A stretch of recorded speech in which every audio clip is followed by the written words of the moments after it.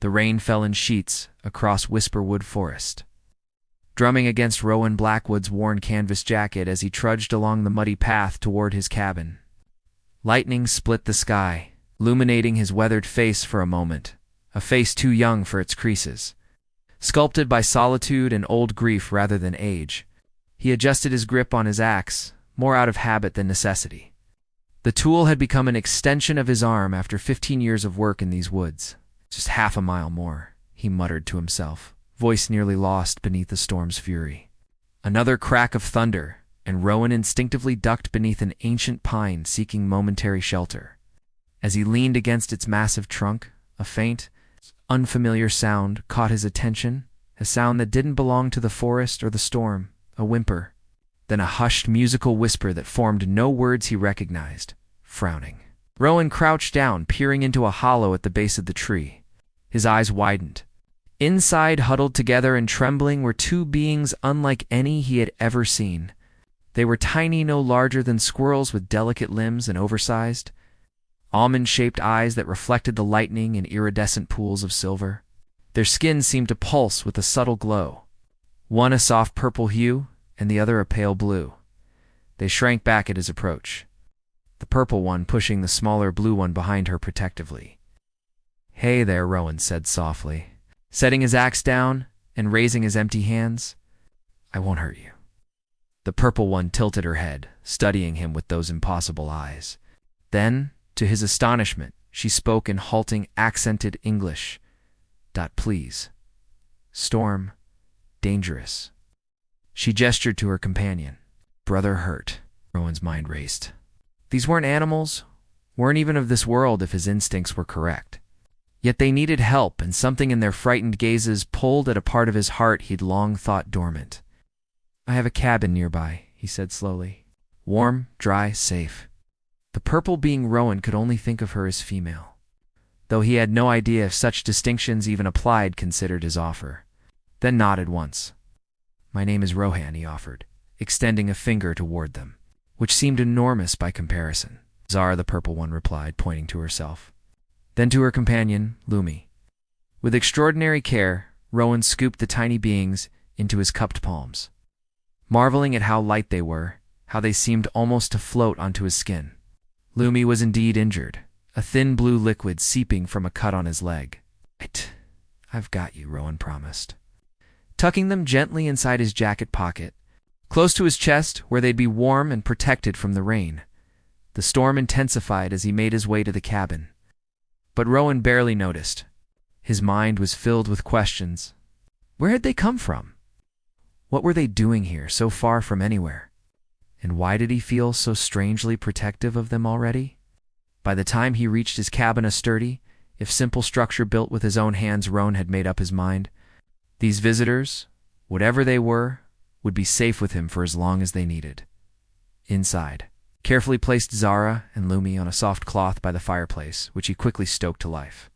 As the flames cast dancing shadows across the room, he watched in wonder as Zara's purple skin glowed brighter, seeming to draw energy from the warmth. "You're safe now," Rowan said softly, as he carefully cleaned Lumi's wound with a drop of water on a cloth scrap. "Tomorrow, we'll figure out what comes next."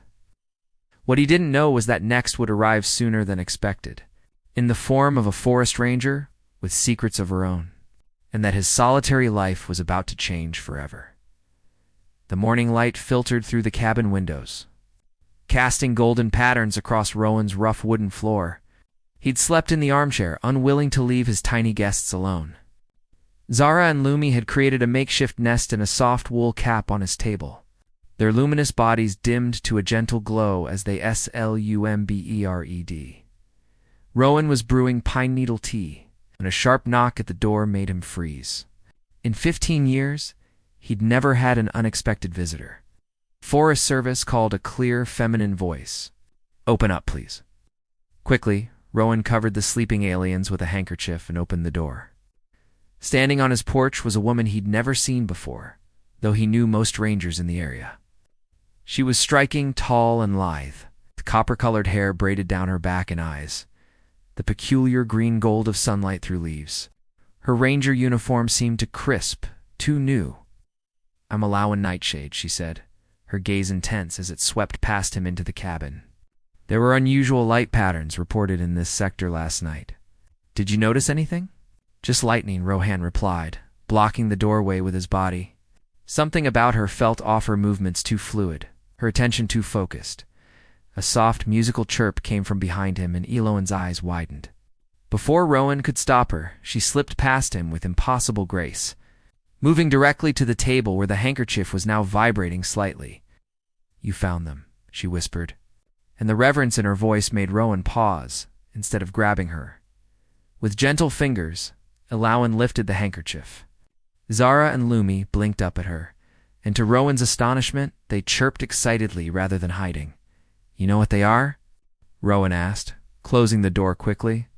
Alawan knelt beside the table, and when she looked up at him, her eyes seemed to shimmer with an inner light that matched the aliens. They're Luminons, she said softly, and they're very, very far from home. She extended her hand, palm up, and the siblings climbed onto it willingly. Lumi's leg was much improved, sealed with a crystalline scab. How do you know about them? Rowan demanded, suddenly protective. Who are you really? Alawan sighed. My grandmother wasn't from Earth, she said simply. I'm what you might call a hybrid. That's why I work in the most remote stations, fewer questions. She touched the base of her neck, and a faint purple glow so similar to Zara's pulsed briefly beneath her skin. I've been tracking their ship's signature since it broke atmosphere 3 days ago, she continued. These little ones are children, separated from their exploration party when their pod malfunctioned. Rowan's mind reeled as he processed her words. Their parents are looking for them. Their entire clan, Eloan confirmed. But there are others searching too, people who would cage them, study them. Her expression darkened. We need to get them to the rendezvous point on Starlit Ridge before anyone else finds them. Rowan hesitated only a moment. I'm coming with you. Loan studied him, something softening in her gaze. You've already helped them when most humans would have run, or worse. Why? The question caught him off guard. Rowan thought of his life before the grief that had driven him to these woods. The solitude that had become both punishment and refuge. Maybe I needed reminding that there are still wonders in the universe, he said finally. A small smile curved Eloan's lips. There are more than you know, Rowan Blackwood. They prepared quickly. Rowan packed supplies while Alawan communicated with the aliens in their musical language. When she fashioned a small carrying pouch lined with moss and draped it around Rowan's neck, their fingers brushed. A spark, literal and metaphorical, passed between them, and Rowan found himself momentarily lost in the depths of her unusual eyes. They trust you, she said softly. That's rare. I haven't given them reason not to, he replied, finding it difficult to look away from her. Neither have you asked for anything in return, she noted. Also rare. Before he could respond, a distant sound made Alawan tense. The mechanical thrum of helicopter blades. Government search team, she whispered urgently. They've triangulated the pod's location faster than I expected. There's a hidden trail through the ravine, Rowan said, grabbing his pack. No helicopter could spot us there. As they slipped out the back door and into the dense forest, Zara and Lumi nestled against his chest. Rowan realized that, for the first time in years, his heart was racing with something other than sorrow. Whatever lay ahead, he was no longer walking alone. They traveled all day through the deepest parts of Whisperwood, where ancient trees created a canopy so thick that dappled light barely reached the forest floor. Rowan led the way, his woodsman's knowledge guiding them through hidden paths and secret clearings. Alawan moved with unearthly grace beside him, occasionally stopping to commune with Zara and Lumi in their musical language. By late afternoon, they reached a secluded glen where a small spring bubbled up from between moss-covered stones. Exhausted, they decided to rest until nightfall. We'll move better under darkness, Alone explained, helping Zara and Lumi create a temporary shelter from leaves and twigs near the water's edge. Luminarans draw energy from starlight. Rowan built a small, nearly smokeless fire, keeping it low to avoid detection. As he worked, he found himself stealing glances at Eloan. In the fading daylight, The otherworldly nature of her beauty became more apparent, the almost luminous quality of her skin, the way her movements flowed like water, your grandmother Rowan said finally, breaking their comfortable silence. Was she also a Luminarin? Alawan smiled, touching the faint purple mark at the base of her neck. No, she was stellar in a neighboring system, similar biology. My grandfather was a geologist who ventured too far into a cave system. She was studying Earth flora. They weren't supposed to meet, but they fell in love, Rowan guessed. Against every protocol, she confirmed with a small laugh. I'm the result of what my grandmother called beautiful cosmic disobedience, as dusk fell. Zara and Lumi emerged from their shelter, their bodies beginning to pulse more brightly as darkness descended. They skipped to the center of the clearing and began a strange, intricate dance, leaving trails of light in their wake. What are they doing? Rowan whispered, mesmerized. Calling to their clan, Elawan explained, her voice soft with wonder, telling them they're safe and guided. The aliens' dance intensified, and to Rowan's astonishment, the forest began to respond. Tiny white flowers unfurled around the clearing, blooming before his eyes. The spring water sparkled with an inner light. Fireflies emerged by the hundreds, joining the dance with their own patterns of light. The forest recognizes them, Aloan breathed, her eyes wide. It's helping amplify their signal. Unconsciously, they moved closer together, shoulders touching as they watched the magical display. When Elahan's hand found his, Rowan didn't pull away. Her touch sent a pleasant warmth up his arm, as if some energy passed between them. I've been alone in these woods for 15 years, Rowan said quietly. Never imagined anything like this. Lowen turned to him, her eyes reflecting the dancing lights. Why did you choose solitude? The question should have raised his defenses, but something about this night, this woman, made honesty feel right. My wife and daughter died in a car accident. I was driving. Afterward, I couldn't bear to be around people. Their pity, their whispers. So you punished yourself with isolation, she said, not unkindly. At first, he admitted, then it just became ... life. Elone's fingers tightened around his. The universe has strange ways of healing broken paths, Rowan. Sometimes it takes beings from another world to reconnect us to our own. The intensity of her gaze made his heart quicken. Acting on impulse, Rowan reached up to touch her cheek. Her skin was warm, almost vibrating with energy beneath his fingers. She leaned into his touch, her eyes drifting closed. When their lips met, the connection was electric literally. A small current passed between them, making them both gasp and then laugh softly against each other's mouths. Eloan's arms wound around his neck as she deepened the kiss, her body fitting perfectly against his, as if designed by the same cosmic hand. Around them, the flowers bloomed more vibrantly, and the very air seemed to shimmer with possibility. Zara and Lumi paused in their dance to watch, their tiny faces alight with what could only be described as joy, for the first time since tragedy had shattered his world. Rowan felt something long dormant unfurling in his chest hope, blooming like the night flowers around them. Reaching toward an unexpected light, dawn found them moving swiftly through the forest's northern reaches, where the terrain grew steadily steeper.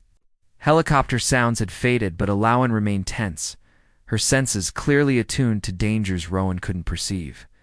We're being tracked, she whispered, as they paused beside a rushing stream. Not by machines, but by someone who knows what they're looking for. Rowan unconsciously touched the pouch where Zara and Lumi dozed.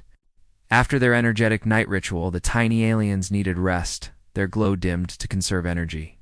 He asked, scanning the seemingly empty forest.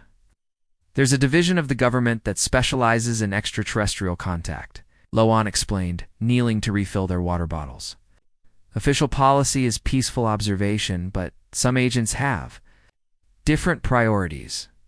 You've encountered them before. Her expression darkened. My mother was taken when I was 12. She was less careful than my grandmother about hiding her differences. Rowan wanted to pull her into his arms, to erase the shadow of old pain from her eyes, but a subtle shift in the forest's energy stopped him. The birds had gone silent. Move, he hissed, grabbing her arm. They sprinted through the underbrush just as a tranquilizer dart embedded itself in a tree where Alawan had been standing. Rowan pulled her down a steep embankment, their bodies sliding through moss and leaf litter until they tumbled into a hidden ravine. "Ah!" "This way," he gasped, tugging her toward a narrow opening in the rock face, a cave entrance nearly invisible behind a curtain of hanging vines. Inside, darkness enveloped them. Rowan felt his way forward, one arm protectively around Alawan, until the passage widened into a small chamber. Faint blue light filtered down from a natural skylight far above, illuminating ancient cave paintings on the walls, some human, some distinctly not. "We'll be safe here," he said. "This place has hidden fugitives before." Alawan stared at the paintings in wonder. "Your ancestors knew mine," she whispered, tracing symbols that matched the markings on her own skin. "The tribal elders spoke of star people," Rowan admitted. "I always thought they were myths." They checked on Zara and Lumi, who were unharmed but frightened. Eloan sang to them softly, a melody unlike anything Rowan had ever heard, notes that seemed to exist between conventional tones, creating harmonies that made his spine tingle as the tiny aliens calmed. Alawan leaned back against the cave wall, exhaustion evident in the slump of her shoulders. Without thinking, Rowan sat beside her and pulled her against his chest. She came willingly, her body molding to his. "Why risk yourself for them?" he asked quietly, stroking her copper hair. "You could live a normal life, hide what you are." She was silent for so long he thought she might not answer. "Because they're innocent," she finally said. "Because I know what it's like to be lost between worlds." Her fingers intertwined with his. "Because sometimes the universe places us exactly where we need to be, even when we don't understand why." Rowan thought of all the years he'd spent alone, punishing himself for surviving when his family hadn't. How strange that it took beings from another world to make him feel human again. "I haven't felt this alive in 15 years, he confessed, his voice rough with emotion. Alawan shifted in his arms, facing him. In the blue-tinged darkness, her eyes shimmered with an inner light that matched the tiny siblings. "Then perhaps we were both lost," she murmured. "Waiting to be found?" Her kiss was deeper this time, urgent with the knowledge of danger outside their sanctuary. Rowan's hand slid beneath her ranger's shirt, finding skin that seemed to pulse with energy beneath his touch. Alawan gasped against his mouth, the sound sending fire through his veins. They undressed each other slowly, reverently, their bodies illuminated by the ethereal light from above and the soft purple glow emanating from the mark on Eloan's neck. When they finally came together on their makeshift bed of clothing, the connection was more than physical. A current of energy passed between them, images flashing behind Rowan's closed eyes, distant stars, ancient forests, paths converging across impossible distances. Afterward, they lay entwined, breathing together in the quiet darkness. Zara and Lumi had created a small nest in Rowan's discarded hat, tactfully giving the humans privacy while remaining nearby for safety.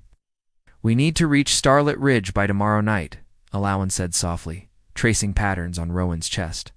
"That's when their clan's ship will be in position." "And after?"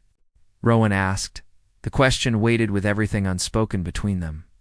Eloan raised herself on one elbow, studying his face. "That depends," she said, "on whether a man who chose solitude is ready to consider an entirely different path." Before he could answer, a faint musical chime came from the pouch containing the communicator Eloan carried. Her eyes widened. "It's a response," she whispered, reaching for the device. "The Luminaran clan has acknowledged the signal. They're coming." Outside their cave sanctuary, shadows lengthened as day faded toward dusk. They would move at nightfall, racing against both human pursuers and the cosmic timetable of beings from beyond the stars. As Rowan held Alawan close, he realized that for the first time in 15 years, he was no longer afraid of what tomorrow might bring. Starlit Ridge lived up to its name. Rising above the surrounding forest like a great stone sentinel, its bare summit offered an unobstructed view of the night sky. They reached it an hour before midnight, their path illuminated by Zara and Lumi, whose excitement manifested as pulses of increasingly bright light. "We made it," Alawan breathed, scanning the darkened forest below for signs of pursuit. Rowan set down his pack, muscles aching from the hard climb. How will their people find them in this vastness? They already have. She pointed to the pouch where Zara and Lumi were now emitting a complex sequence of light patterns. The siblings are transmitting precise coordinates. As if in confirmation, the tiny aliens emerged, their glow intensifying until Rowan had to shield his eyes. They began to dance across the stone summit, leaving trails of light that lingered in the air like cosmic calligraphy. High above, stars pulsed in response, or what seemed like stars. Rowan squinted upward, realizing that several of the lights were moving, converging in a pattern that mirrored the dance below. "Look," Alawan whispered, pointing to the forest around them. Throughout the dark expanse of Whisperwood, pinpoints of purple and blue light were emerging, rising like luminous seeds carried on the night breeze. Hundreds of them, perhaps thousands. More Luminarans. Rowan asked in awe. Alawan shook her head, wonder in her eyes. No, the forest itself. It's responding to them, calling with them. Her voice caught. My grandmother spoke of this, how some Earth ecosystems recognized visitors from the stars. A shared consciousness that transcends planetary boundaries. The floating lights from the forest spiraled upward, joining the dance of light created by Zara and Lumi, expanding the signal to cosmic proportions. The temperature on the ridge began to rise, a gentle warmth that seemed to emanate from the stone itself. They're coming, Alawan said softly, her hand finding Rowan's. The sky directly above them seemed to ripple, stars momentarily distorted as if viewed through water. A circle of clouds formed, their edges glowing with an otherworldly light. Within this luminous ring, a vessel appeared, not with a thunderous arrival, but silently, as if it had always been there and was simply choosing now to be seen. It resembled nothing from human design and intricate. Latticework of light and material that seemed to shift between solid and energy, beautiful in its alien geometry. From its center, a beam of soft light extended downward, touching the ridge summit with gentle radiance. Zara and Lumi danced with increasing joy, their tiny forms leaving the ground occasionally as if gravity was becoming optional. They circled Rowan and Alawan, chittering in their musical language. They're thanking us, Alawan translated, tears glistening in her eyes, and saying goodbye. Rohan knelt, extending his palm. The tiny siblings landed there, their combined weight no more than a feather. Safe journey, he said simply, surprised by the thickness in his throat.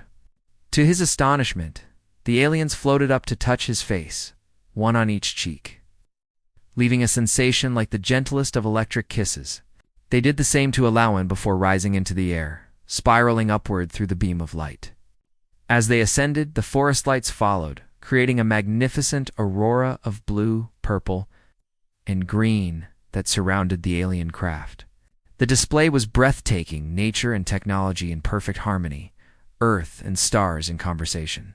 A new figure appeared in the light beam, taller than Zara and Lumi, but clearly of their kind, its form more substantial. It floated down until it hovered before them, its large eyes studying them with unmistakable intelligence. Gratitude, it said, in a voice that seemed to bypass their ears and speak directly to their minds. Kindness remembered. Connection noted. The being's gaze lingered on Alawan, then shifted to where their hands were joined. Two worlds, one path. Rare, precious. It extended what might have been a hand, dropping something that glittered into Eloan's palma crystal that pulsed with inner light, its color shifting between deep purple and forest green. A key, the being explained. For finding. For returning. If wished, before either could respond, the being rose back toward the ship. The beam of light intensified briefly, then retracted. The craft itself began to shimmer, its edges blurring until it seemed to fold into dimensions beyond human perception. In moments, only stars remained where it had been, though Rowan thought they might be arranged in a slightly different pattern than before. The forest lights gradually descended, returning to the trees and earth from which they had risen. The night grew still again, but something had fundamentally changed in the forest, in the air, in themselves. What did it mean? Rowan asked finally, breaking the reverent silence. About returning. Elowen opened her hand, revealing the crystal that now hung from a chain that hadn't existed moments before. "It means we have a choice," she said softly.